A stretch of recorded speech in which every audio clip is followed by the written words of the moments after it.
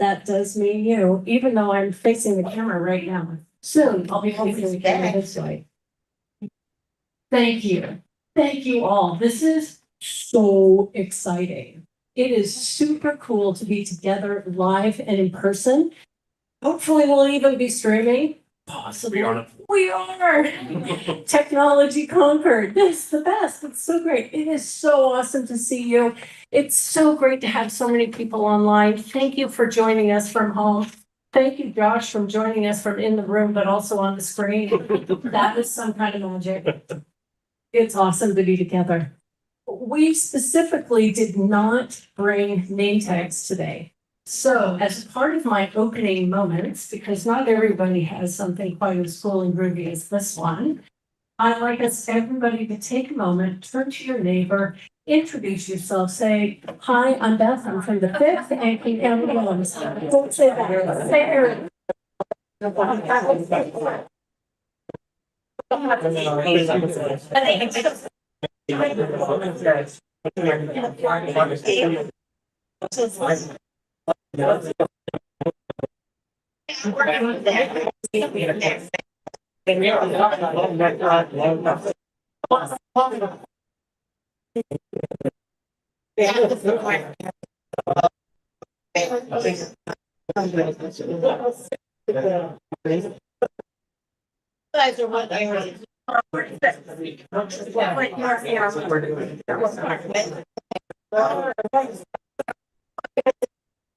For the folks at home, a piece of candy on the table. The next time you're spending on.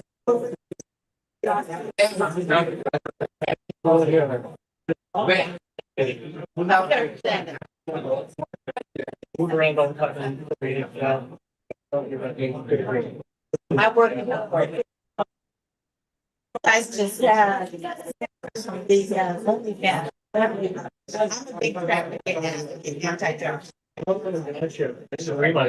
that was your neighbor. All right, thank you everybody for making your neighbor feel welcome. And now to help our neighbors online, we're going to keep the ambient noise down to a minimum because I did learn that as soon as we start chatting, they can't even hear the microphone. So with that, I'm just so delighted to be together and actually begin the business meeting part of our night. I would like us to do our best to stay really timely so we can not drive home in pitch black, but instead during golden hour. And that means we're just going to be snappy. So I was hoping that somebody could perhaps display the agenda that you all received in your call to meeting, both link and in email. And then in the reminder call to meeting, and perhaps it will appear on the screen. Maybe yes, maybe no. We're learning together. Are we good? We're good. Yes. We'll take a quick moment to review. Look at that blissfully short agenda, because what's most important is being together, building a community that we know that it's going to take to elect Democrats up and down the ballot in this very, very important general election. All right. Are there any additions to the agenda? A hand raise online or a hand raise in the room? How do we if we're online, how do we connect? This is Judy. Hi, Judy. Do I raise my hand just like I would normally? Sure would, just like that. Okay, then I have something. If we have any extra time, I don't know if we will, but you know what, Judy?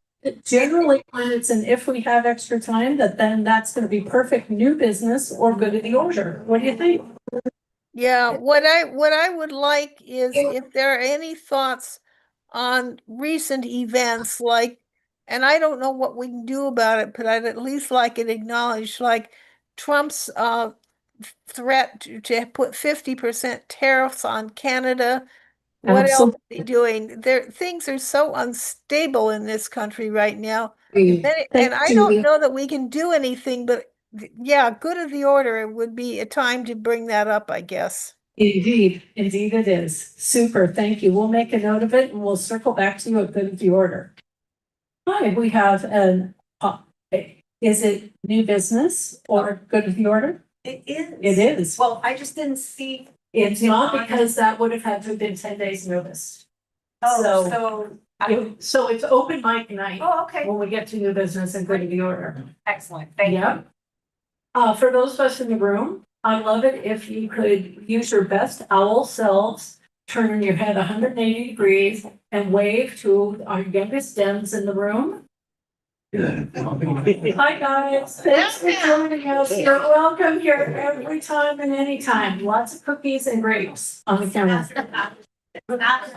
after fish sticks. So is there any objection to adopting the agenda as presented? Seeing no objections, just excitement for cookies after fish sticks. The agenda will be adopted. Thank you. The next thing for us to move on to is a quick look at our draft July minutes, which you may remember having seen in both the call to the meeting and a reminder call to meeting. And those two will be displayed shortly. Although it shouldn't be any surprise because we've all had it and most of us were there.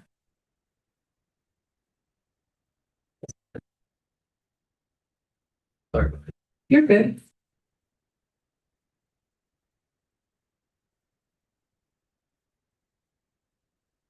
Look at that. That was us, July 28th.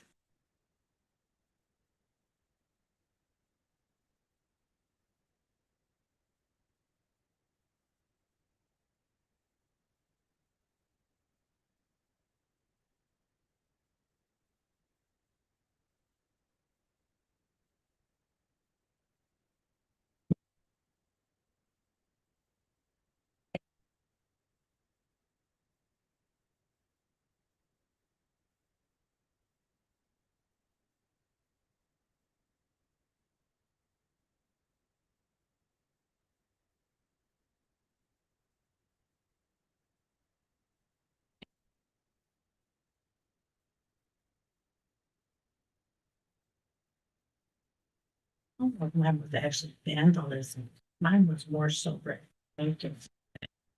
Please, you know what? Yeah, I was a target. I did like that to me. No, it's. Are there any corrections to the minutes?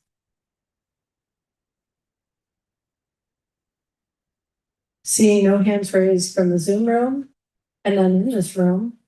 If there are no corrections, then the minutes will approve as distributed. Thank you. Thanks, everybody. Now on to the fun part of the night. We have a few committee reports. We have lots of new business. I've got updates for you from King County elections. An update for you from our friends at No Hate Washington State. We've got a lot going on here. So first I'd like to call up Amy Hamrick, our PCO chair. Hey.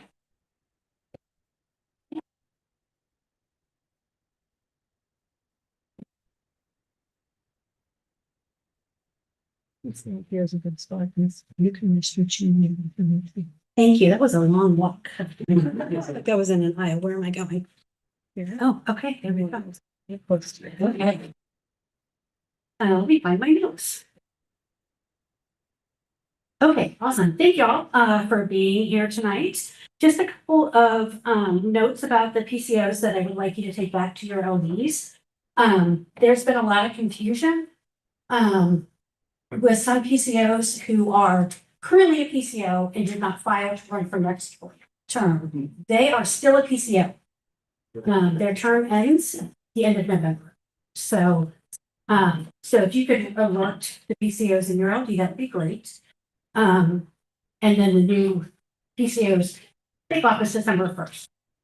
If somebody filed and is not currently a PCO, they can apply, to the form on the website.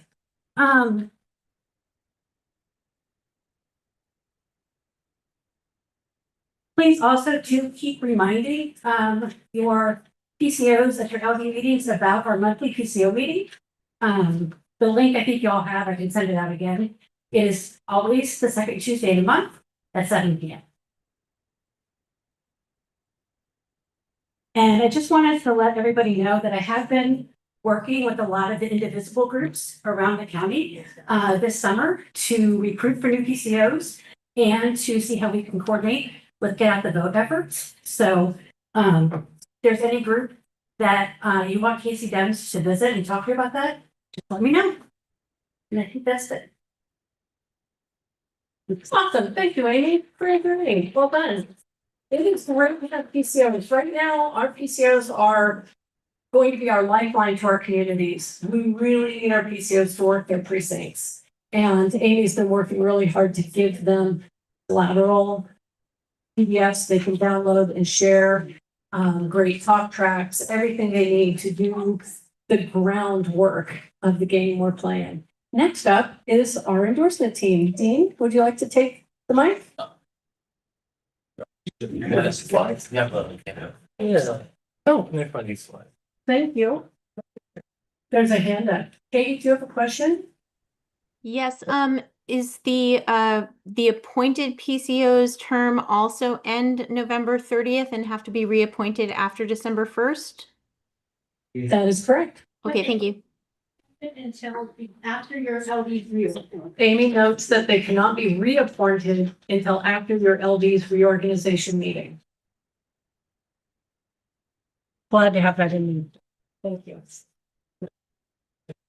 They're in the folder. Maybe you need to refresh the page.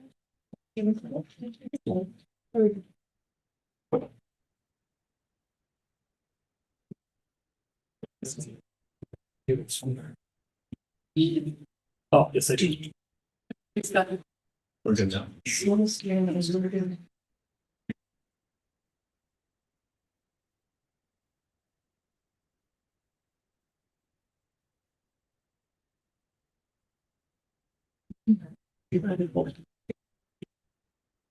Okay, we thought it was important tonight to take a few minutes and talk about the results from the primary election. We had a lot of positives to celebrate.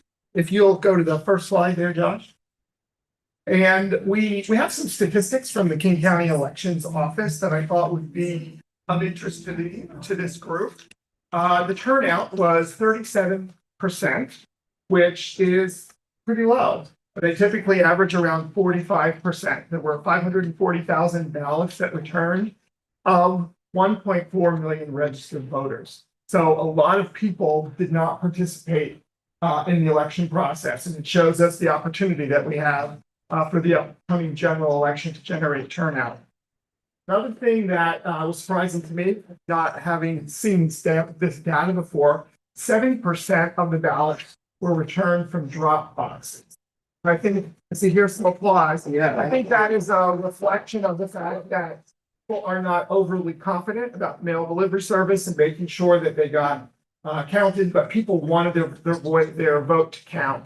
And seeing 70% was a pretty significant factoid. 160,000 ballots from alert subscribers. How many people participate are an alert subscriber? And that just allows you to track whether when your vote is counted. You know that when you can feel confident that your voice was heard. So if you aren't signed up as a ballot subscriber, I'd encourage you to do that. You can do that at the King County Elections website. And then one thing that happened, which was a little bit unusual, there were two tied PCO races. There was one from Bellevue, Clarence Gunn and Orna Berryman, 51 votes. And there was another one, Andrew Holt and Norbert Steele from Shoreline, and they were both tied. One of the things, though, that you can feel confident about is they had a digital recount just recently, and Beth and Amy Hamrick and Brendan Cawley were there to observe the digital recounts, and the results were the same. So what happens is this week at a canvassing meeting, they have a coin toss. And that's how they determine who the PCOs for those various things. So well done. I think that's quite interesting. So go on to the next slide and think about what happened here in King County. So I want to give compliments to a gentleman, Kevin Nichols from the 5th LD. He compiled this data, but whose endorsements finished first? And it compares the King County Democrats, all of us, against other folks who were prognosticators, either in making predictions or in making endorsements. So 90% of the people that we endorsed went through this election. And we feel really great about that. Can we hear some applause? I think that the all. And these are only counting races that were contested with 2 or more candidates. So if somebody was unopposed, it's not a part of this data. But then you see the progressive voters guide, 86%, the stranger 80%, the urban is 71%, and the Seattle Times at 47%. But it was interesting to see how all of these organizations fared. So one thing that I do want to call out, so you might be wondering for King County Democrats, where do we come up short? And so you'll see on the screen, there were 4 races. The one where candidate is not advancing at all is J. Michael Diaz, who was running for the state Supreme Court. And that was a disappointment. A lot of us had an opportunity to interact with Mike multiple times during the early campaign. That was a statewide race. He did come in 3rd, so you will not see his name on the ballot. It's Jamie Hawk and David Stevens will be advancing for that race. And then there were 3 races that were single jurisdiction races where the LDs had advanced candidates. Jenny Aldrich from the 1st, Ashley Fadan from the 11th, and Hannah Savio Howe from the 43rd. All of those finished 2nd and will appear on the general ballot, but we had endorsed each of them in that race. So just wanted to call that to your attention. But overall, a really good track record. Thought we were really in tune with the candidates. We had a lot of access to them at events, and it was a good cycle. So I don't want to move forward. We'll go to the next slide. With just a couple of key takeaways to Shaken's success. And it really starts with a big thank you to all of you, because the King County Democrats is truly a reflection of the volunteers that do the work. And we had having been involved the last 3 years, I think we saw greater participation and engagement across all of the LDs this cycle, higher than in previous years. And a sincere thanks on behalf of Kat and Beth and myself and Aaron Schrader, who's a part of our leadership team. We genuinely appreciate all that you did. What do those jobs look like? It's developing questions for the questionnaires. It's developing questions for the live interviews, co-facilitators for interviews. We had a lot of people participate, asking questions of candidates for the first time, time clock operators and question posters in chat. Every role is important to the process. But one of the things that we're most proud of, when it came down to our 2 voting meetings, where we determined our endorsements for most of the candidates, we had 100% representation from all of the 17 LDs in King County. And that was something and a special shout out, and it's especially meaningful tonight. We had a dedicated interview scheduler, and she's here with us tonight, Andrea Ornelas.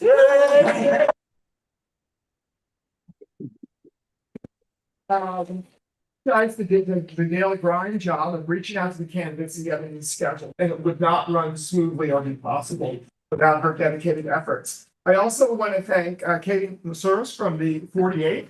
For the first time, we had in-depth AI research assessments for key races, and it really helped us feel very informed and a degree of breadth and depth of information in ways that we hadn't in the past. And that was a really positive step forward in this cycle. The other thing that we did for the 2nd year is we had a volunteer orientation session to kick off the election cycle, and it was a way that new people who were involved in the process for the first time had an opportunity to make sure that they were on equal footing with all of us. And then again, a sincere thanks to our leadership team. Do you have any? Yeah. No? Yes. That's it? Sorry. Okay, so that's our summary of the primary election. One of the things that I'd like to share, there was one more slide here, Josh. Oh, and just a thank you. There was one after that. Okay. He faked you outside. Yeah, it's Okay. yeah. So one of the topics that came up during this election cycle and it wasn't an issue ever in the past, was the subject of AI.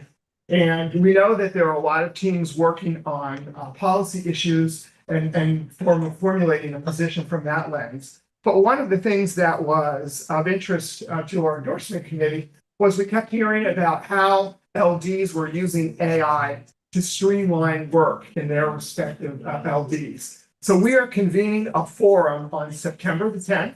It'll be a Zoom call from 6:30 to 8. And it's a way for our LDs, if those that are interested, to think about what AI tools might we use to streamline how we work and work smarter and more efficiently. I think all of us know that volunteers have a limited amount of time, and if we can work smarter, that's what we want to do. Is we want to share some best practices from other LDs within King County. So you'll see we're going to have 4 topics at this forum. We're going to be talking about developing a branded social media presence using AI tools. And the example you'll hear about from the 48th is helping them attract new and younger members to their organization. We're going to talk about streamlining policy research and sourcing for your resolutions. So a lot of times people aren't really sure how to put a resolution together, what the framework needs to be, and also to make sure that you have reliable sources of information to back up your points. So that is a topic we'll be sharing. Reviewing your bylaws and rules. I think in the 43rd, we learned that sometimes the bylaws don't give us the latitude to do what we want to do. So we have a gentleman from the 43rd who will be sharing some work that he's done in that space to keep our bylaws current and working hard for us. And then finally, tackling candidate research. You'll see we have 3 speakers from our LDs, Katie Masouras from the 48th, Susan Cockrell from the 48th, and Frederick DeVue from the 43rd. So we will be posting in the chat tonight a link if you'd like to register, but we'll also be sending out an email for you to register as well. So then again, September 10th, if you have an interest, we'd love to have at least one representative from each of the LDs to participate. You have a question? Are you, I didn't want to interrupt. Are you almost, was that the close? Yeah. Okay, my name's Mary Williams.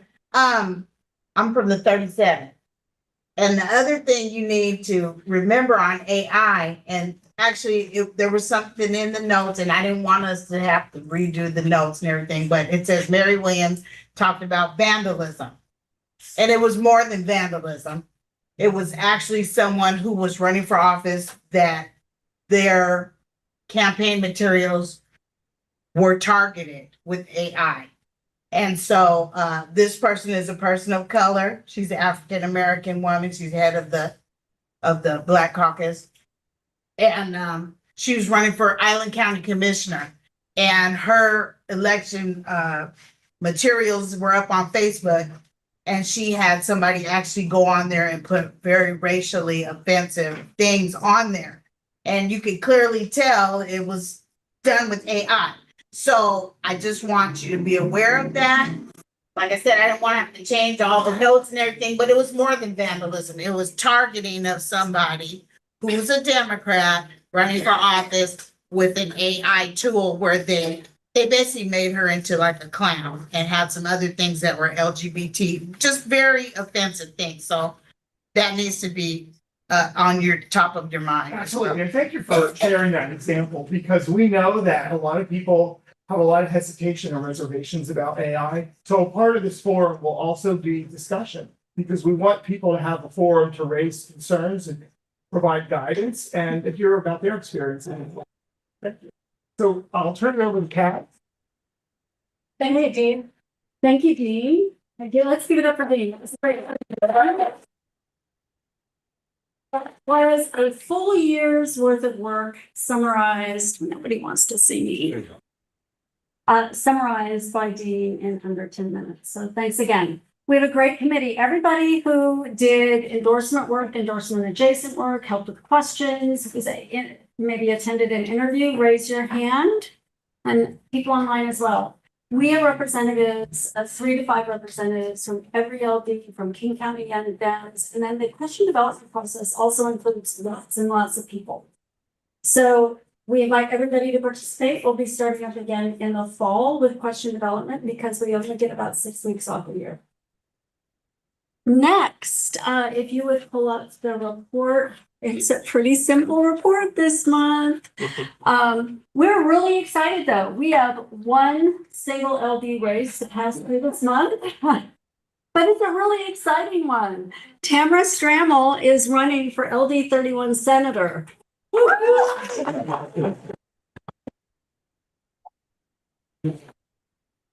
Those of you not familiar with the 31st, you might be familiar with the name. This is a race. So excited to be able to pass through. And with that, if we would please, I hereby nominate on behalf of the committee with slate 1, Tamara Strammel for LD 31 senator. Can we get a ballot? Second. Is there any objection? We might not need the ballot, Alex. Any objections? Do you have a question, Andrew? Yeah, I was going to say points of interest. That if there's no objection, could we do a unanimous votes on that? Our chair just pointed out. Thank you. Any objections? I'm just eager for Alex to know that his work is valued. Any objections? Third time, any objections? And without objection, thank you for coming and.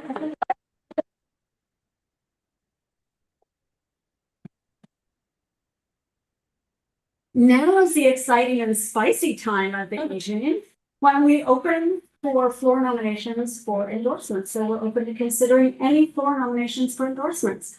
I see the chair, Tyler Brown. You want me to use the microphone so people can hear? Yeah, let's make sure that online folks see. Terrific. Hi, everybody. My name is Tyler Crone. I'm chair of the 36th. One of our endorsed candidates for judicial position, I'm going to forget, 3, was Jamie Hawk. She has been an outstanding human rights champion, has worked with ACLU, and we were delighted to co-endorse Mike Diaz and Jamie. I would love to move for a nomination for this body to endorse Jamie Hawk for Supreme Court. Second. Well seconded. I see there's multiple seconds. And for, just for level setting, we had an endorsed candidate for that position. That candidate did not advance through the top 2 primary. So that candidate's endorsement has been considered lapsed. We now don't have we don't have anybody endorsed in that position right now. I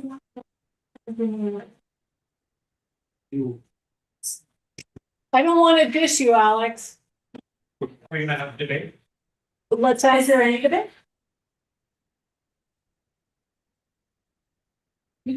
We already had a robust debate on candidates in this. Next time should be chair. Don't take the That's true, since your committee moved. Because the endorsement committee is receiving a floor nomination, it moves to the body and the chair conducts the vote. We're learning. I'm not yet approved to utilize the gavel, but hopefully by the end of the night. I can't. You follow it down. Seeing that there are no hands raised, no discussion, debate needed, I'm checking online, I see no hands. hands and nothing in the room. Yeah, okay. You can take a 2 votes for unanimous consent too. I'm just gonna say by unanimous consent, we have further, There's no chance. because there is no objection and no discussion needed. By unanimous consent, King County Democrat Central Committee Executive Board has, by acclamation, approved. I'm trying to draw this out as long as I can. Have a little fun here. The endorsement of Jamie Hawk for State Supreme Court executive.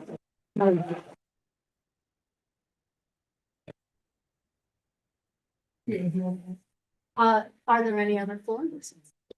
The endorsement committee is wondering if there are any other floor endorsements at this time.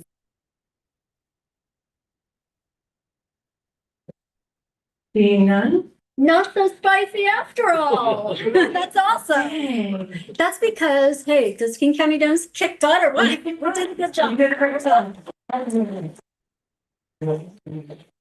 Something that was interesting this cycle, if you don't mind me interrupting your floor time, was that we had endorsement nominations for PCOs. Because we had many contested PCO races.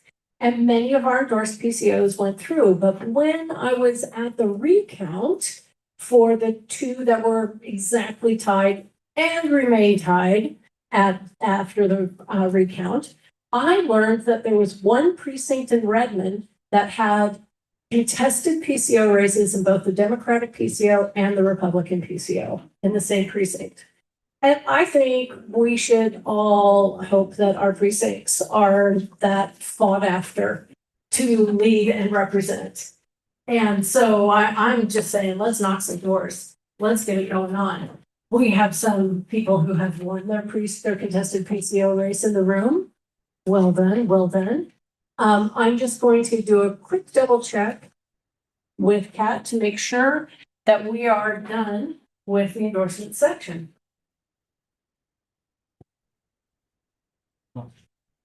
Yes, we're done. Done. Oh, Kat's done. Dee's done. Thank you both for a full year of work.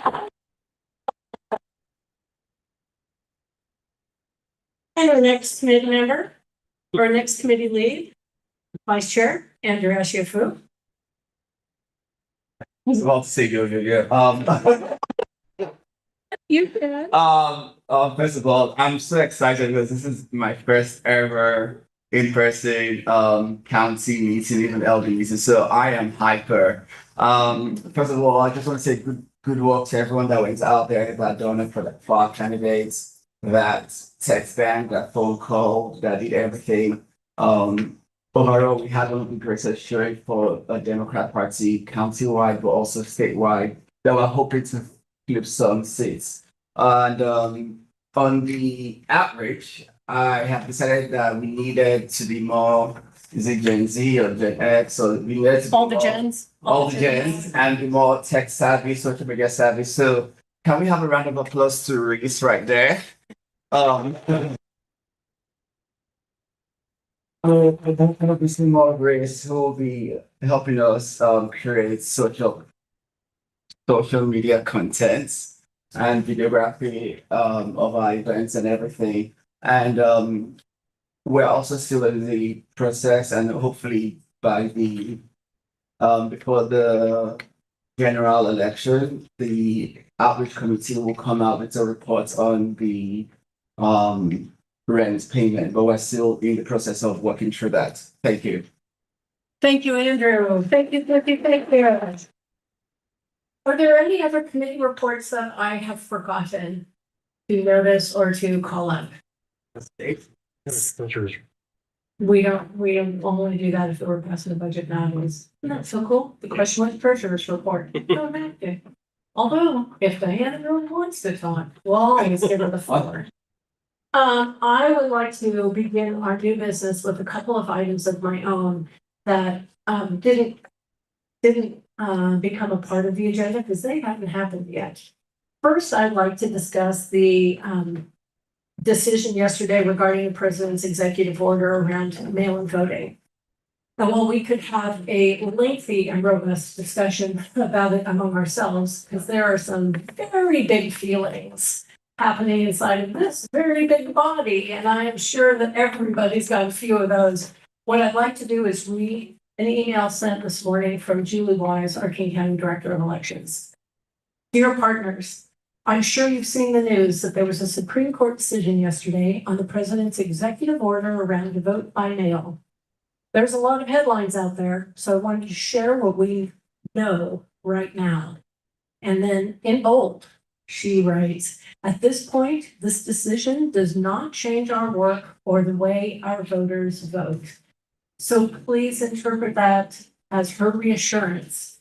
Our general election will proceed as planned. That said, we expect a flurry of action this week from USPS finalizing their rule on mail-in ballots to further legal action around this rule and the other aspects of the executive order. No matter what comes our way, we'll do everything we can within the law to help our voters get registered, get a ballot, and vote. We are well positioned with our online ballot accessing program, in-person vote centers, accessible voting events, ballot drop boxes, and more to ensure that every voter can make their voice heard in November and beyond. We'll continue to monitor the situation and we'll let you know if and when anything changes. Signed, Julie Wise, Director of King County Elections.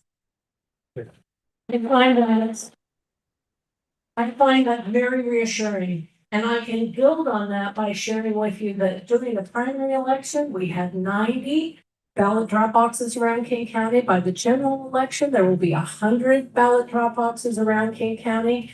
King County Democrats operates a very robust election observation program and an incredibly well organized, spun up just in the last 2 months program for drop box observation. So we now have teams of people committed to, I think we had 86 of the 90 drop boxes observed. We missed Skycomish and Enumclaw, so we're looking. If you guys know anybody, especially Skycomish, it's their first time they've had their own drop box. We want to make sure all 100 drop boxes are observed. Some will have rotating teams. To be a ballot drop box observer, there is a training. You can attend in person, online, or on video. And that invitation has gone out to folks who have expressed interest over the last year. Tonight, it will go out to all the PCOs. Hopefully that's all of you. And then you will be able to share that out also. So we will be amassing trained teams. That training didn't come out of my noggin. That was created by King County Elections. So we're doing the legit thing, and there's a protocol for if you see weird things happening. And weird things did happen, and they did get reported well, and no bad incidents happened. So please reassure everybody you know that as far as we can tell, our election is going to proceed as planned. And as always, encourage folks to use drop boxes. Thanks. So that's my first bit of new business. My second bit of new business is this was Seattle's last regular old-fashioned primary. Next year, City of Seattle for their municipal elections. Ranked choice voting, baby. Let's see where it's at. These are just for the community elections, not judicial, not school board. But next year's going to be a big year. So this means our endorsements, Kat and Dean's team, and the folks who will lead that committee in the coming year are going to be creating some new rules about how we endorse. We don't want to endorse just one. We want to endorse at least two because it's ranked choice. So we want the voters to be pretty well educated. Please share ranked choice voting info. Please let people know it's happening. And please, Seattle LDs, join me and Kat and Carrie Bull from Fair Vote Washington in creating a standardized endorsement procedure so that when a Seattle municipal candidate comes to King County Dems and all the LDs for endorsements, we can all have a similar process. Let's make our favorite candidates' lives easier so that they have a great feeling and a great relationship working with us. I see a question. As you mentioned, rewriting the endorsement laws and rules. I'm just curious, because during this year's primary election cycle, there were a couple of scandals that happened regarding some of our endorsed candidates, and noting no shade, some LDs, especially around US Congress candidates, Melissa Chaudhary. Would the endorsement committee also consider a way to withdraw endorsements? So Andrew's question is, are we considering readdressing endorsements once issued? Yes. That is always an option for the endorsement committee. We have a procedure for withdrawing. So that's possible. So Seattle, get on board. The train's going. We want to have these rule changes be a part of your reorg or as soon as you do your bylaw changes. I see two hands up. First Rachel, then Amy. Hi, Rachel. Hi, yes, so for PCOs, when people who are on PCOs, it's also, oh, Well, it's gonna be a good question. okay. You're fine there. From your base. All right, okay. Well, so one of the things that as elected, as an automatically elected PCO, I've been thinking to myself, is when we're out door knocking to educate those who are door knocking too about how to utilize ranked choice voting, how to get yourself educated with it. And it's also, it's been coming up quite a bit, is with ranked choice voting, is that you don't have to rank vote candidates that you don't want to rank. You don't have, you can rank as one, or you can make many. It really just depends on you. So, thank you. Absolutely, great point, and we will make that a part of our educational program that we put together. Additionally, you guys have democracy vouchers. Make sure people are spending them. That's free money. That really helps our candidates. Amy, I saw that you had a question. Just another plug for our monthly PCO meetings. Karen Hole, is it? I forget the name of the organization. Is coming to every one of our meetings until the primary next year when we will actually use the ranked choice voting. So if you have specific questions, that is the perfect place to get them answered straight from Carrie. So she will be at every single one of our monthly PCO meetings. Awesome. Thank you. Thank you. Thank you. Oh, Bunny, I see you on screen. Nice to see you. Yep, that's about it. So that's what I wanted to say about ranked choice voting. And moving on, new business. And I know that I'm going to come up to see Rachel Glass in a hot minute. But first, I'd like to pass the microphone, also known as a baton. I almost said that. This is a relay, democracy relay, to Alex Davidson from Pedmers World. Yes. Thanks for coming.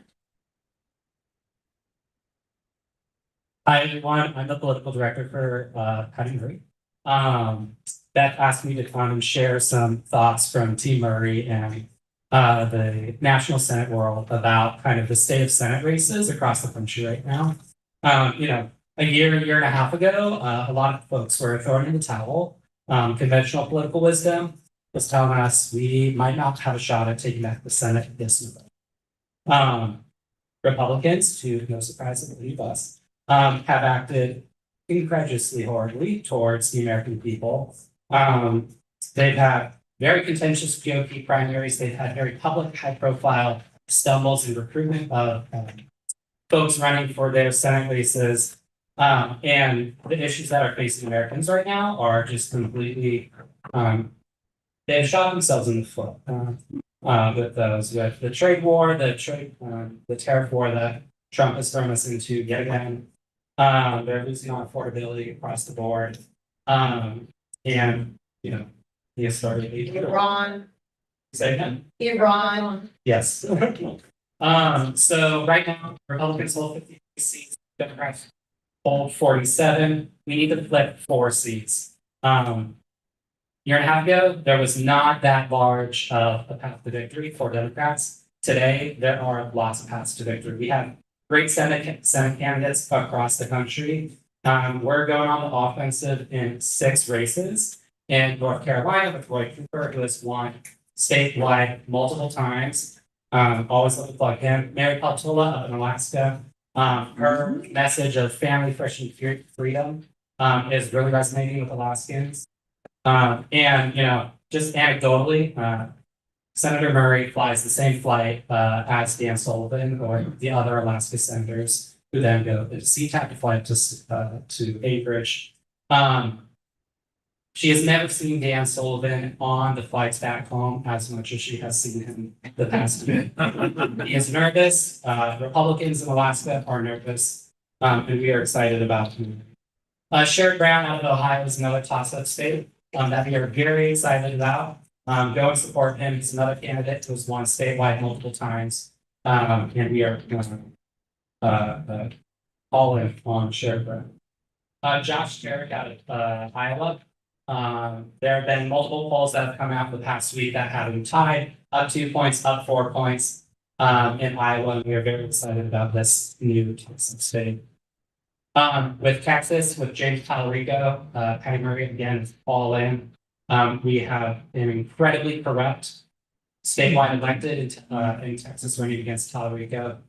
You've probably maybe have seen the ads going around about the stealing of pen in previous years, and we're quite excited about Talarico. With Maine, we have an incredible new candidate out of Maine, Troy Jackson, who has an incredible ground game. He was running statewide previously and has an infrastructure to really win in Maine. Susan Collins has never been more rivaled than she is right now. And we are very excited about him. Those are where we are going on the offensive. Those are 6 seats that a year ago we did not think would be possible to win this year. We're going on the defense in Georgia with John Ossoff, who's raking in the dough, and he's going to make it through. In Michigan, we need to defend Abdul Al-Sayed. We need to defend that blue seat with Abdul Al-Sayed. In New Hampshire, we need to defend New Hampshire. Chris Hoppus is the new Senate candidate running in New Hampshire. This is not a super high profile campaign right now, but it's one that all of us need to focus our attention on. Republicans are targeting this race because of how low profile it is. And he could use some support.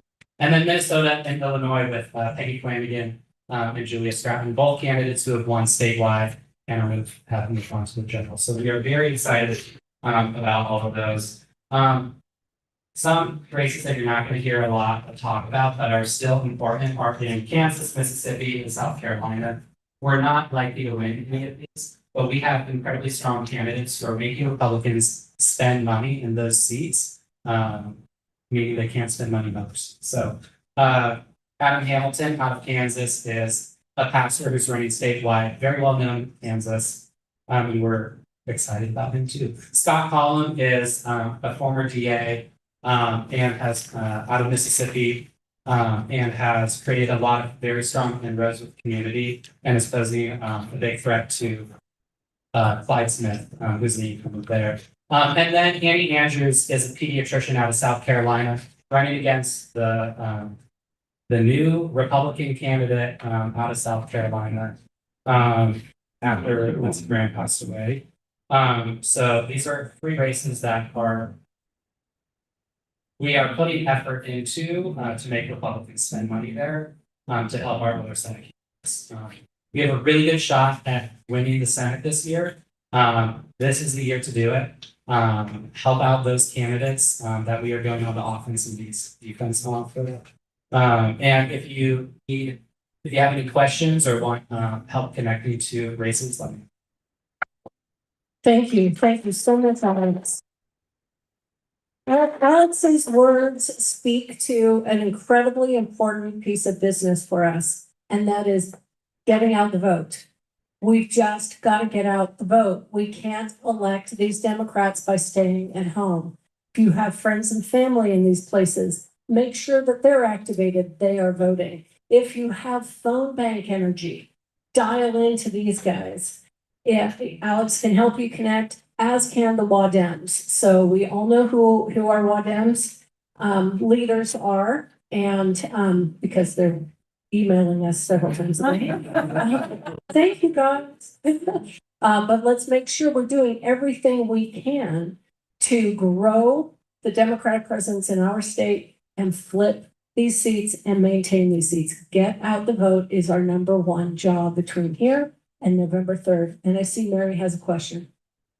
Yeah, you neglected to mention Florida, U.S. Senator Angie Nixon beat the brakes off of the other dude in the primary. She beat him like 16 to 1 or something like that. She had that much less money. So she's somebody to watch. Absolutely. And she's all for the people. For those on Zoom, if you didn't hear Mary, she brings up Angie Nixon in Florida, crushing it, 16 points ahead of the woman we thought she'd beat. That was really amazing. So another really great race. Again, that point of business, GOTV. What's that point of business? GOTV. Oh, gosh, I forgot. What is our point of business? Thank you. We're gonna do what? We're gonna get out. Against the vote. Yeah, that's it. We're gonna get out the vote. Well, this is GOTV time. Everybody, please, please, please join me in helping everybody we know get out the vote and help them vote in an intelligent fashion to protect their own best interests, which generally means our Democratic Party candidates. Or those we endorse if they're judicial. Thank you. So I think that is all of our new business. Am I correct? Because next we're gonna go to good of the order. Any other business related stuff other than, Get out the vote. yeah, that's it. Yeah. In short form, what do we call it? Get out the vote. Yeah, you're right. Is it, what are its initials? GOTV. Oh, that's what we're gonna do. Okay, we're gonna get out the vote. Now, good of the order. Rachel Glass, you have something to share with us. Thank you so much. Should I just stay here or go? We're good right there. Okay. Hi, everybody. My name is Rachel Glass. I'm the first vice chair of the 34th District Democrats. And yes, thank you. We got some 34th folks representing. Hi, everybody. Yes. So the reason that I'm here tonight is because I want to talk about an event that this is the second year in a row that we're doing this event. Last year was our pioneer year. I organized it and I envisioned it in my mind. And so it's being hosted by the 34th District Democrats. And it's a community event. Sorry, my glasses broke on the way here, so. Sorry. So I was inspired by the 25-hour marathon filibuster speech that Senator Cory Booker gave on the Senate floor last year. You probably remember all that. It was amazing. His goal was to uplift and highlight stories from Americans across the country as well as New Jersey and talk about how communities are being impacted by the dreadful policies coming out of the White House and how Americans are resisting authoritarian overreach. And I was so inspired that I decided I wanted to do that exact thing in our community. But instead of one person speaking for 25 hours, I wanted the community to speak for 25 hours. And so this would be like personal stories from the well-known to the traditionally unheard, lived experiences, facts. Sorry, my glasses. I wonder, could he hold this mic? I can hold my glasses and stand up. Otherwise, my glasses are gonna fall. Thank you, Trent. Trent from the 34th.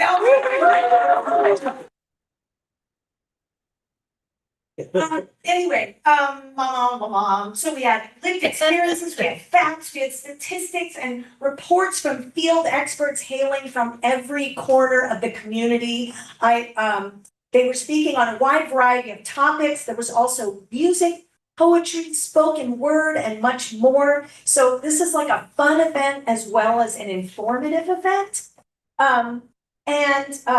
Also, we live streamed the entire event as Senator Booker had done for his speech to allow the whole nation to watch it.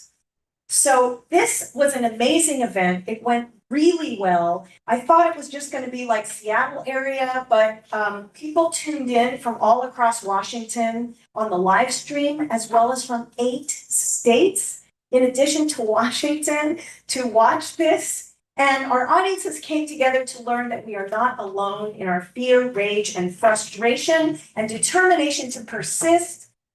We shared resources on how to take care of our neighbors. We were inspired to resist the jaws of fascism as we fight to restore our democracy. And Andrew was one of our special guest speakers who laid it out and just tore it up. So I would like to invite all of you to this event. we have at the event, representatives, doctors, lawyers, poets, educators, scientists, youth, LGBTQIA+, veterans, journalists, immigrants, actors, scientists, small business owners, human rights and social justice advocates, community leaders, elders, and more.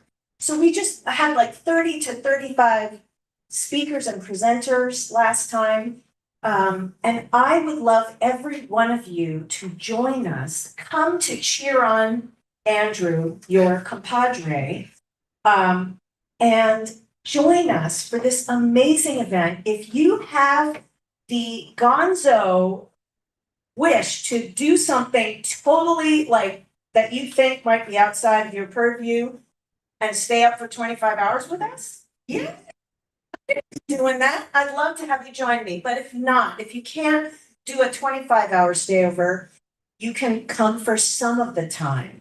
And we would love to have you there to help cheer on these amazing speakers who are so excited to talk about their passion and their expertise in all aspects of things. I mean, I learned things that I didn't even know at the event last year, and I know there will be so much to learn this year. We've got early commitments from our governor, from Representative Pramila Jayapal, and Senator Cory Booker. So people are excited about this. I would love to have you join us. Our website, if you go to our website, 34dems.org, please do, and check it out. Right now, you can find our landing page under News and Events, the drop-down menu on the menu bar up top. And anyway, the tickets are going to be priced at a consumer-friendly level because I want to make sure everybody can come to this and if there should not be any monetary obstacles in the way. But please come, everybody. There's going to be awesome. We're going to have a taiko drumming group. We're going to have we're going to have spoken word youth from Youth Speak Seattle. We're going to have a rap stravaganza from like a freestyle rap group. These are the like fun stuff to have the artists be there. But there's also going to be amazing informative stuff too. So I would love to see you there. 34dems.org. Bend it like Booker under News and Events. Please join us. Thank you so much. Right on.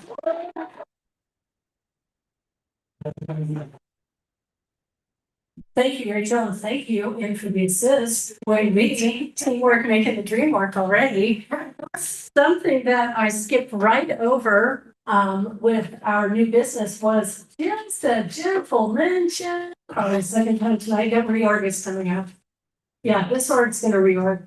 All y'all's orgs are gonna reorg. There's gonna be a lot of reorging going. And I just want us to start thinking about it and planning for it. Ours will be the second weekend in December and it's gonna be virtual. And so like December 12th, 13th, one of those days. It'll all depend on when our executive is available because we're requesting our executive to swear in the new group of PCOs. So just pencil that in for ever so lightly, but putting head reorg, we're gonna be reorging. Any other? Somebody else. Great. Anybody in the room? And Mary Dell also. Great. Okay, Mary Scanlon, zooming in with some good order. Yeah, hi everyone. So I was out of the office or out of the room for just a few minutes. So I'm going to speak on behalf of Tyler Crone, who had to leave early. Did anybody talk about the rooftop gathering on Saturday? No, but we were hoping you would. No, it's totally cool. I put you on the spot there, Mary, because I haven't been able to do that. That's my president. Yes. Okay, well, I'm just going to read. Ryan can speak. Oh, Ryan is, I'm going to turn it over to, if Ryan is there, Ryan can do it. Okay, awesome. So we now have a coalition of Seattle chairs inviting all of us to a wonderful rooftop experience this Saturday. Yeah. So it's a rooftop gathering at the offices of the state party to celebrate our democratic leadership. It's co-hosted by the state party, KCD, and the Seattle LDs, and we'd love to welcome everyone here for a mix and mingle. Starts at 5:30. It is going to be in downtown Seattle this Saturday, and everyone is welcome, all LD leadership and any engaged volunteers. And if you need additional information, we will put it somewhere. We'll put it somewhere. We'll get it out to you. But mark your calendars then. Awesome. Thank you, thank you, thank you. Well done, very well done, Brian. Thank you. And I didn't know we're hosting that pretty pumped. I'm gonna get more trays of sweet treats, so come down and all this candy. I'm noticing that Chris and Casey have not done a good job on our large tray of candy. I'm working. It's gonna have to go home with Martin Moore and his son then, because Halloween is too far off. We're gonna have to pack our pockets now. That's the night that my son was for the night at his grandparents, right? Yeah, that's the one. Yeah, more candy for you. I think that we had some good of the order from the student participants earlier, and while Judy Gibbs becomes on camera, I would love for Sarah Edwards to have the mic. Awesome, thank you. I was a rep here like 8 years ago, and I am so excited to be back in person. Yay! I am chair of the 31st now. Our just endorsed our Senate candidate, Tamara.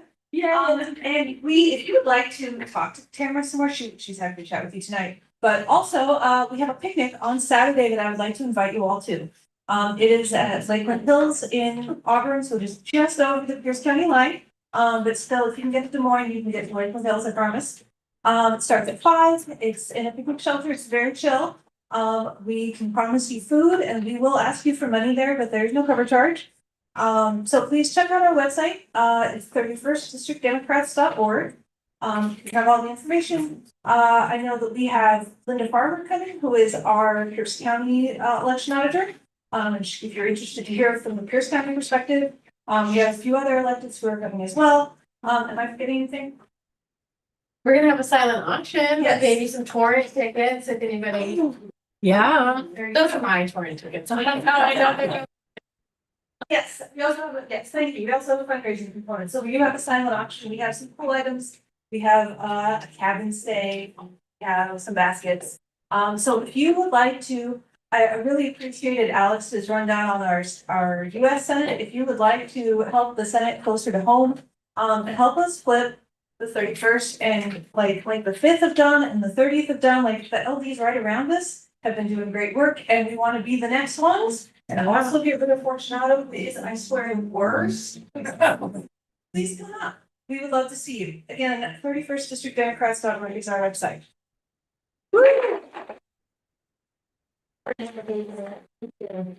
I wonder if you'd like to say something good of the order. Fabulous, please introduce yourself. Hello, everyone. Before I say anything, I would like to invite everybody to do like a 10-second stretch. I've noticed everybody kind of like sitting in your chairs, stretching this way, stretching that way. Amazing. That way, hopefully the cognitive function will help you remember my name. My name is Reagan Langholz. I use she, they pronouns. Hi, everybody on the camera.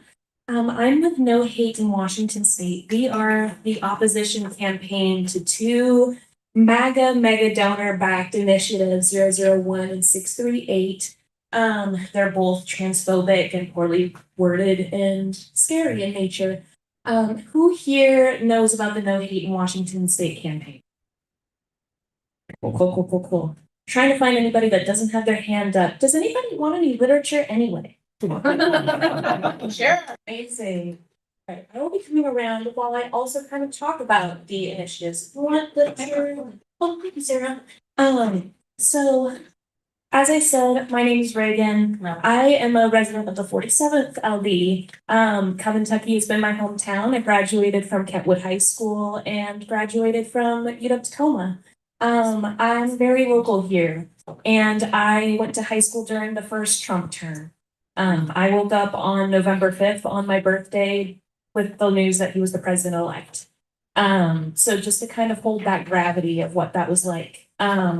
Most of my friends are LGBTQ and queer, and I myself am bisexual, and I have been that big sister person in my family and my friend's life. One of the things that I faced was my best friend when he was coming out. His family was not supportive, and his safe place was school. He was selected to do the national anthem and to sing the national anthem at a pep rally. And the athletic director had a conflict where he could not perform unless he used the name that was in his skyward. I went to the athletic director and said, this is his safe place, and his family doesn't know that he's singing this national anthem because he feels like himself here. And he deserves to be called by his name here. That 001 would have required that athletic director, his teachers, his counselors would have to out him to his family and risk him for homelessness. That is the gravity of 001. It is terrifying, and kids don't have a voice in this election. They can't vote for their own autonomy.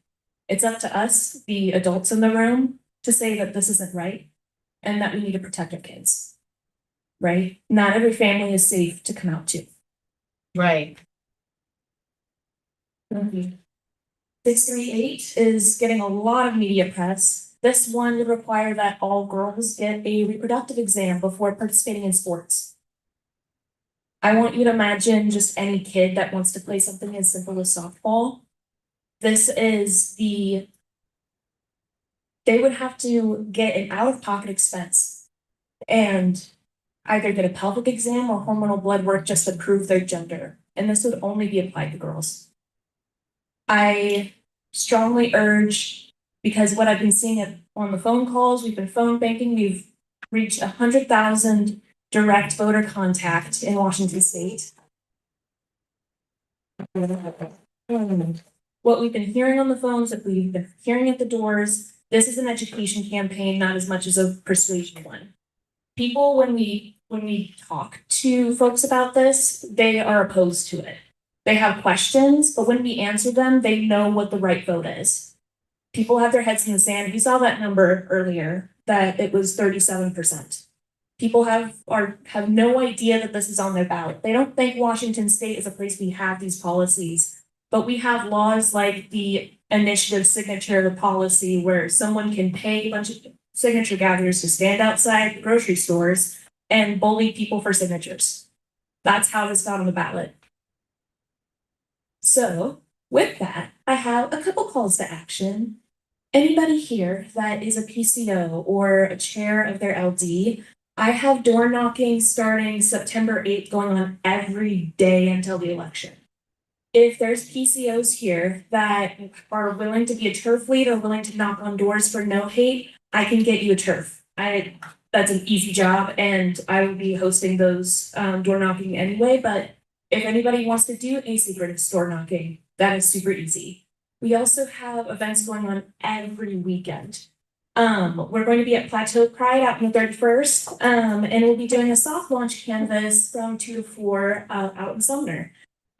So we also have fundraisers going on. If there's anything that you can think of, data entry, or you want to do a postcard party, I'm absolutely happy to equip you. Our new field director, Shalpreet Singh, he operates a little bit more of the Seattle side, also willing to equip.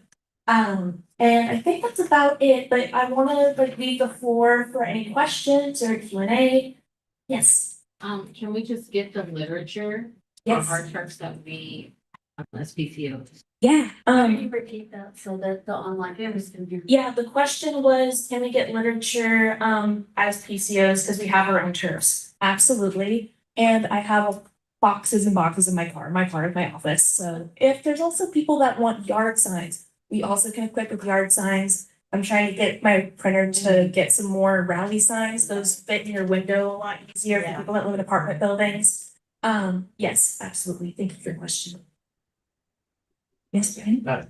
I just, some clarity on the PCO question. Just be very careful that you're not using your, like your LD vote builder access to and those turfs to do this lit distribution, because our access as LDs is restricted just to our slate cards. So it's better to get a list from the No Hate campaign, even if it's in your precinct, and not that, just to make sure that there's that delineation, just so that we don't get into trouble. Yeah. Thank you. And just to repeat what Ryan said for those online, it's sometimes better with the No Hate campaign for us to give you our turf, so that way it doesn't cross over into the PCO's vote builder. Yeah. And we have a question from Mary Scanlon. Yes, hi Mary. Hi, yeah, so actually, as it happens, I'm looking at a post-it that I had on my computer to get in touch with the campaign because we were hoping to have somebody come speak to our legislative district on September 14th. Can you tell me what the best way to contact somebody would be to maybe line up a speaker? Yes, so you can either email me directly, that's Regan, REGEN at nohateinwastate.org. Or you can also check the website out. There should be the contact info for our campaign manager. We also have our endorsement form too, so that's also a way for us to get out there. But we can make that happen super easy. Thank you so Great. much. Absolutely, I got your email as well. Thank you very much. Thank you, Reagan. That was so motivating. Thank you, thank you, thank you.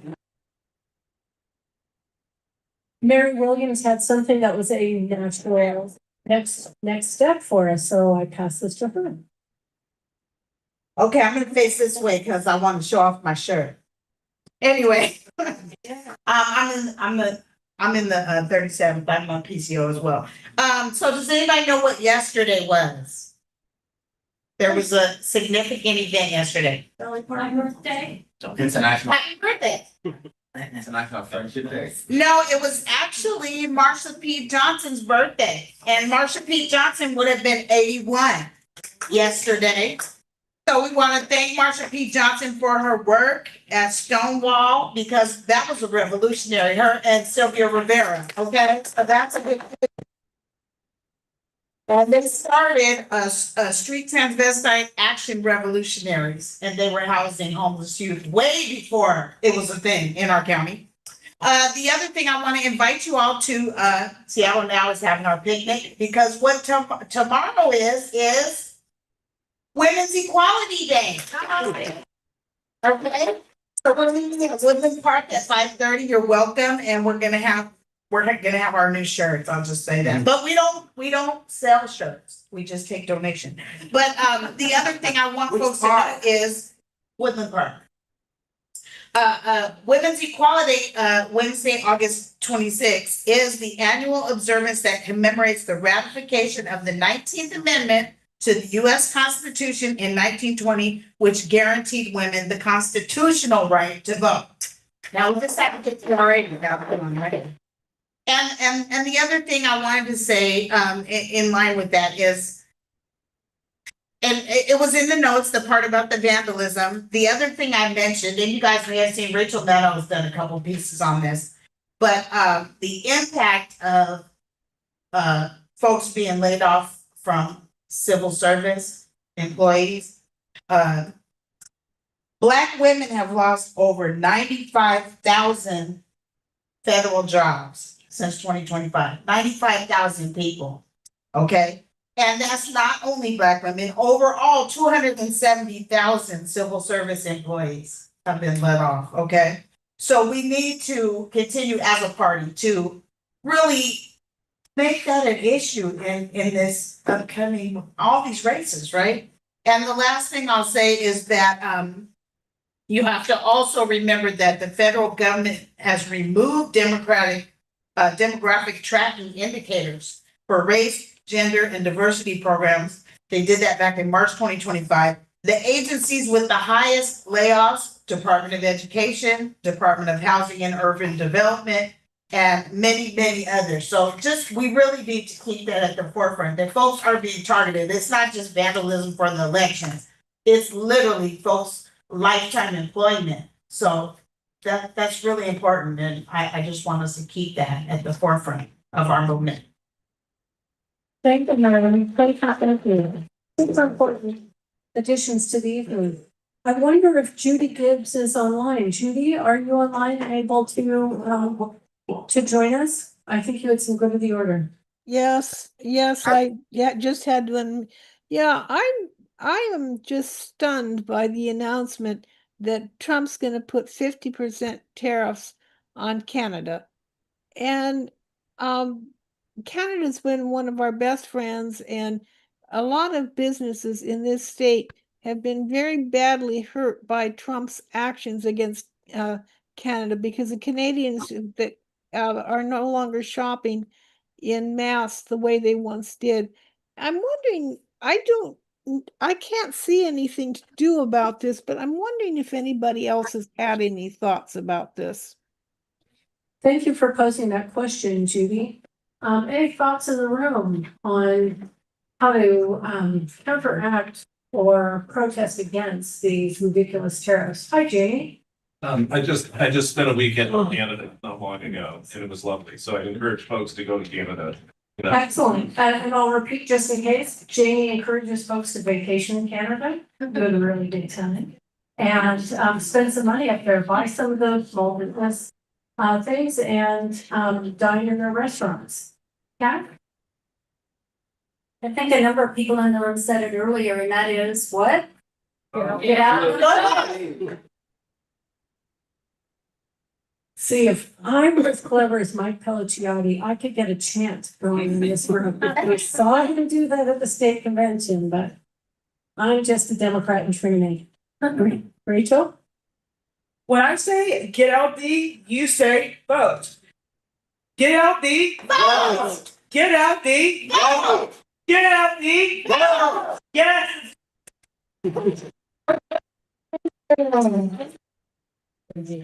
We have some more good of the order over here. I'm Bob Rosenberger, the state committee man for the 37th district. And I have two items. First of all, on a sad note, Alan Monroe, a longtime activist, attorney, and officer in the Metropolitan Democratic Club, passed away last week. He's survived by his wife, Eleanor, who would appreciate your good thoughts.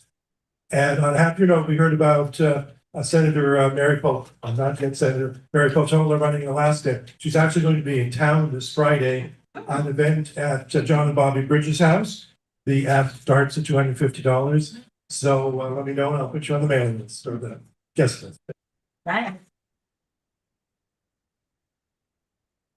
Well, I'd like to be on that list because the Mary Peltola event I was invited to, the opening ask was 500. So I'm going to be cozying up to this gentleman for the next round of elections. Hi, Stacy. Hi, I'm Stacy Durr from the 45th. I have a good of the order that actually isn't about the 45th. I just seen an email and nobody was talking about it. The 28th, which is down in First County, is doing a booth at the Green State Fair, Washington State Fair. And they are asking for help. And if you can go work the booth, they're like, you can work the booth, you can talk about whatever candidates you want to talk about at the booth, and you can get people to sign up for your LD and stuff like that. So I'll put the link in the chat. Thank you. And you can do that as a part of your super fun visit to the state fair. Senator Valdez, good of the order. Hi. Javier Valdez. This is my 33rd year as being a member of this executive board. And this is really only day about. But I just want to actually acknowledge and thank our chair and their officers for having an in-person meeting. It's our first in-person meeting of this body since pre-COVID. Yeah. And I mean, obviously, if there's another pandemic and we got to be behind the screen, that's one thing. But the more we interact with each other in person and talk to each other and share ideas, it's a win-win for everybody. So I want to thank you for bringing us all back together in person. Thank you. Thank you. Thank you, everybody, for showing up. Thank you so much. This has been amazing and purposeful with no name tags. So you have to introduce yourselves. And we this one first. Okay. Awesome. Thank you, sir. Ms. Pitkin, go to the order. I'm going to bring the tone down just a little bit, but don't worry, we'll circle back around to Rachel, who will get you all excited again. Washington State is officially in a surge of ICE activity. I don't know if folks are aware of that or not. It's officially a surge. Every single day, all across the state, people are being taken. I have some stats that I can share, but I'll just give you one stat. On Sunday, on the 99 corridor between Everett and Shoreline, 7 people were taken. 7 families have been destroyed, 7 workers aren't showing up. New economic data shows that, wait for it, 7 men, United States citizen men, US born men, lose their jobs for every single immigrant taken from the country. The downstream impacts of this, if for no other reason, the impacts of this on our country are simply devastating, not just on our communities and our families, but on the entire economy. And we know this administration is doing terrible things, so no more need to be said about that. However, we actually have power. We have a lot of power. And the first thing we can do as people here who care and who have privilege is to stand up and take note when you see something happening. Yeah. The best way of knowing how to do that is to take a Constitution Observer training class. It's a 1-hour class. It's easy. They're at least 1 a week on Zoom, plus many of them in person. I encourage everybody to do it. It is so reassuring to know what to do, to have a basic understanding of what your rights are, what your rights to document are, to know what you can do, and maybe also some of the things that you need to be mindful of in terms of gauging your own risk if you see something happening.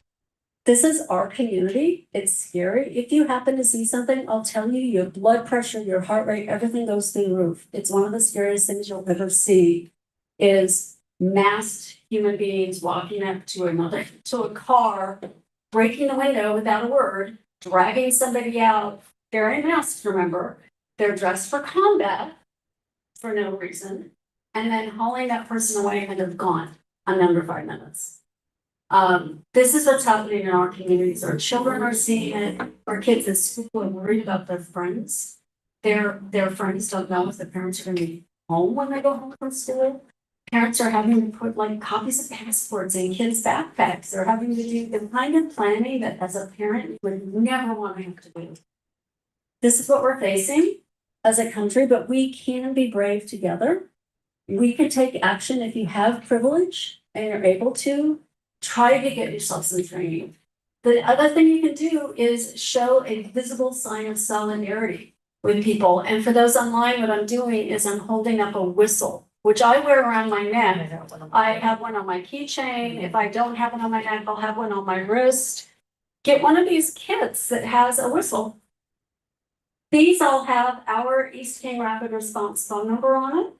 The other things you'll learn in training are things like how to respond. What are the things you need to document? And then who do you tell? Most importantly, oh my gosh, you've seen this. Now what do you do? Right? So you recorded it, maybe you noted it. You're going to get numbers all across the state of who to call and then start your filming if you're able to do that. So thank you for this. That I will put it into chat, the URL to register for training. It's a single URL and all of the trainings will come up. It's at tinyurl.com/co trainings. I'll drop it in chat for everybody. Thank you. Thanks. Thank you for that. Thank you for your leadership in developing the training and bringing it far and wide in our community. I see Rachel has a hand up for some good of the order, and then I say where Andrew and I don't have. Oh, okay. But Jackie does.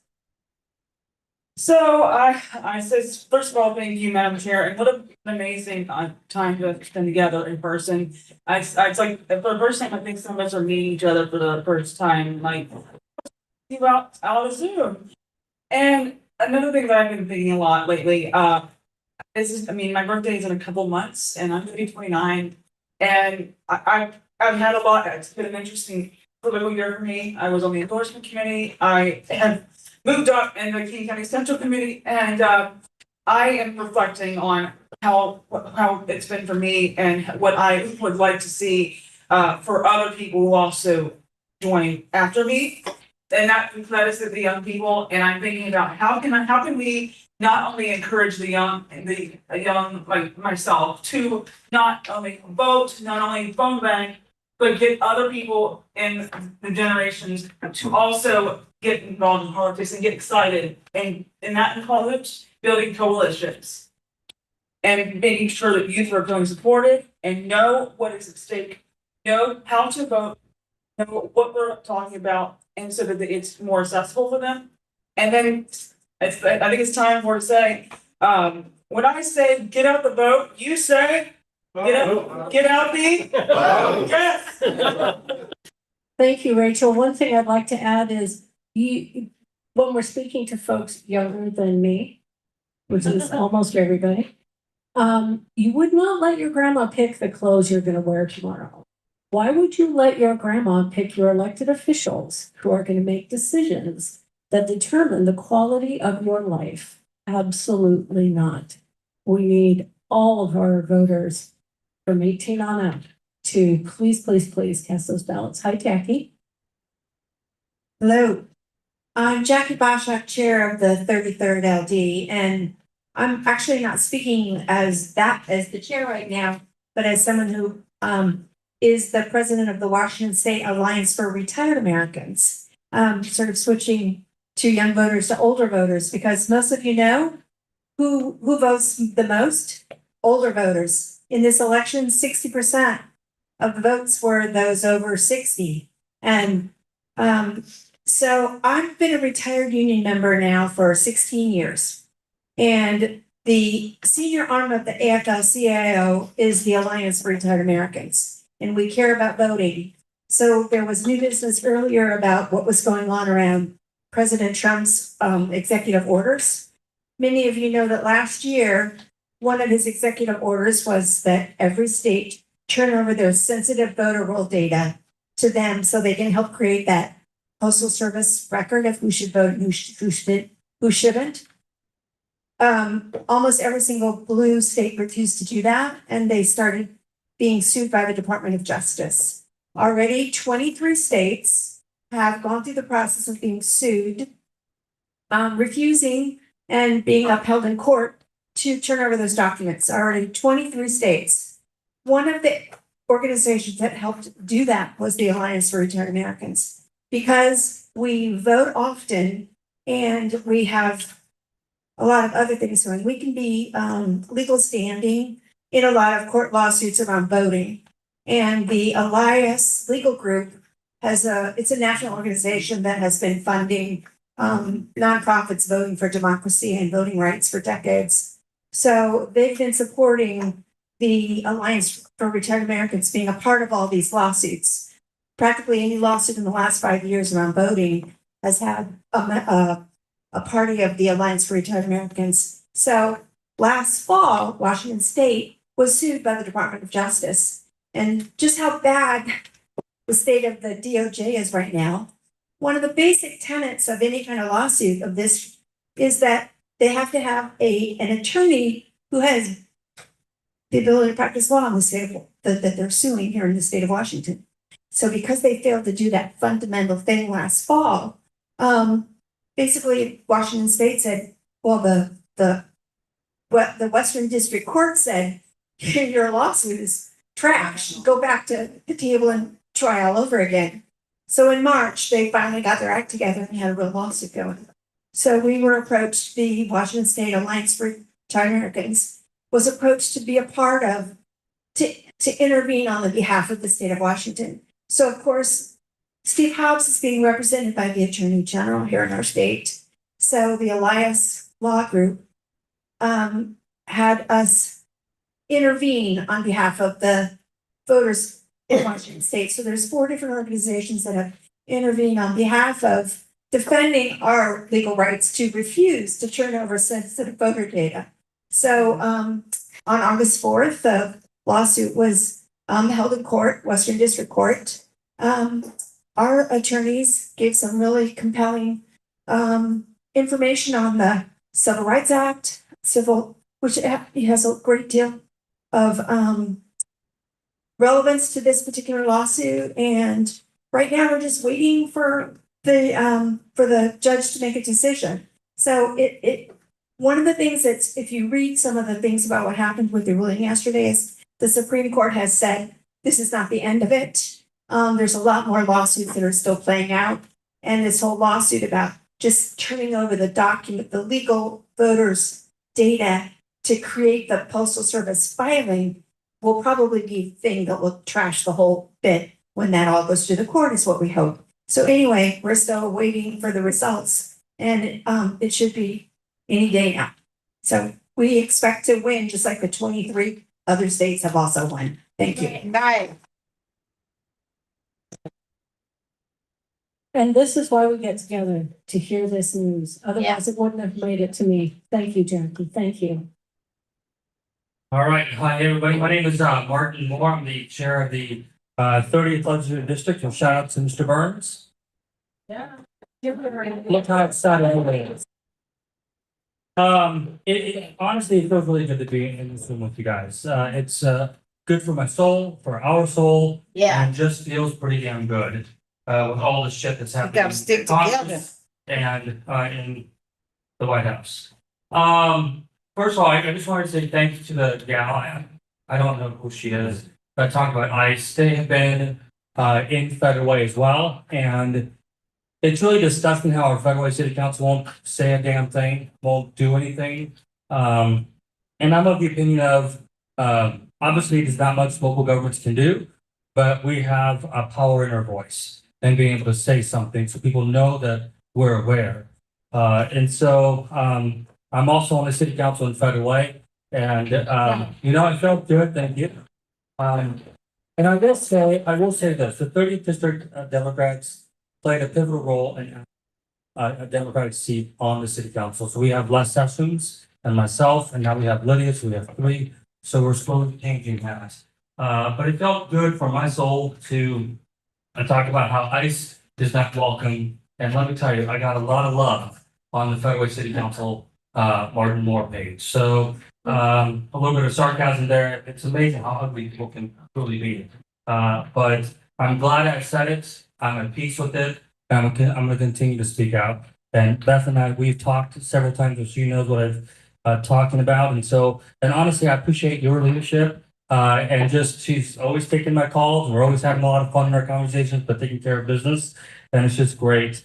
And so I just wanted to do a shout out to our leadership team that's also here, and leadership team in our 30th district.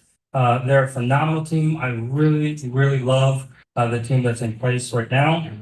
And I am absolutely excited to the voters of the 30th district. All our state delegation, Representative Reeve, Representative Jamil Taylor, and Senator Wilson got 62% enough. 52% enough. I'm not proud of looking at the district. And it's a testament to their leadership and to the people, to their hearts and how they lead and how they serve. And they're just truly, truly amazing.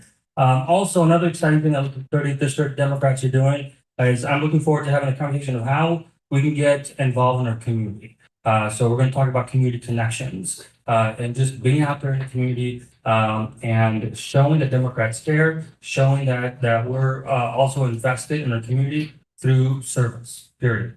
So that's something I'm looking forward to talking about. And so obviously 30th is the Democrats who are thriving. We're excited. And as much as we're focused on this year's election and with Congressman Smith's election and with Congressman Dr. Kim Schreier's elections and MGP's election and others, we're also excited to talk about turning the council blue next year. And so I know I'm getting ahead of myself, but man, we're excited. We're meeting with a whole new slate of candidates for next year. And so I'm really done hope for next year, but I'm also trying to stay focused on this year and do what we can to put hope, get out to vote and put hope back in Congress, put hope and get on the road to putting hope back in the White House. Thanks, guys. Oh, this is my wonderful son. He's my chief of staff. So he's doing a really good job. I watched the Christmas meeting. So Jason Judah, so I'm glad he's here. Thank you. Thank you, Martin. Thank you, Judah. And thank you, Rachel, who mentioned pretty soon we're going to get out the. Yes, thank you. 100%. We will have 2 more good of the order. We have Alex and Ian, and then Okay, and then we'll wrap her up nice and on time. I love it. Thank you. Here you go. Yeah, hey, my name is Alex Jones, and I'm the Principal Intelligence Committee Lead and also a proud member of LD 48. So thank you, Kate. I just wanted to mention that Hanan and I are members of the engineering union at Boeing called SPIA. And we're currently in negotiations with the Boeing company. And as an individual, I would like to ask for your solidarity and join us when we do have events upcoming. We could not have a strike until October 7th. But if things were to happen leading up to it, including solidarity marches, things like that, there will probably be one in your district or very close to it. Boeing has a lot of sites. So please just go to SPIA.org and I will try to get information to Beth to push out to people if that is okay. Absolutely, 100%. Thank you, thank you, thank you. Super important that we, oh my gosh, yes, that we support our labor partners. Thank you. Jamie. So I'm a big one for campaign slogans, and I just want to give a shout out to SPIA. No nerds, no birds. Yeah. I love it, I love it, I love it. Well, with tremendous gratitude to IBW 3000, we are in this space and, or UFCW 3000, sorry. I had another topic that I'm gonna discuss next month. Sorry, I talked about paging forward, Martin, I was already there. Ian, good and beautiful. Yeah, I'll, few quick things. Fun thing that's happening here tonight, talking about bargaining, there's federal mediation with Macy's. So that conference room right behind the reception desk, don't make too much noise on your way out. That's for the employers. All our folks are upstairs. Since we're in a hall of labor, just wanted to acknowledge, Dolly Parton's passing. Very sad today. 11:30. I was right upstairs with all my coworkers and I said it out loud. It was like, oh, on their phones. So everyone's very sad. It was the rogue 80-year-old. Yeah, the rogue 80-year-old. Yeah. Also on a somber note, for those of you who one of our past members, Patrick Alcorn from the 41st, for those of you who remember Patrick. Yeah. During COVID, him and his family moved away. Turns out things on Mercer Island aren't very affordable. So they found some more affordability elsewhere. However, Patrick's wife has cancer. And it's been battling for quite some time. It's a rare form that requires her to do like a 96-hour treatment at a hospital at a time. She's a contract worker, and so as you can imagine, that's created some hardships beyond just medical treatment. So they have a GoFundMe if anyone's interested in contributing to help their family in their time of need. Just let me know. And then on a final note, thank you for being here at UFCW. When you're leaving, the gate is very, very, very slow. So approach the gate and be prepared to meditate for a moment as you wait for the gate to open. Please don't be the one to break it. Thank you. Thank you. Thank you, thank you. And I think we should all do a Rachel and Snell. Thank you to UFCW 3000 for hosting us tonight. So this side of the room, this side of the room, you ready, set, and one more time for a big measure. Yes. So much. A little more energy. Appreciate it. And with that, may I just once? Yeah, this is nice. Yes. Thank you.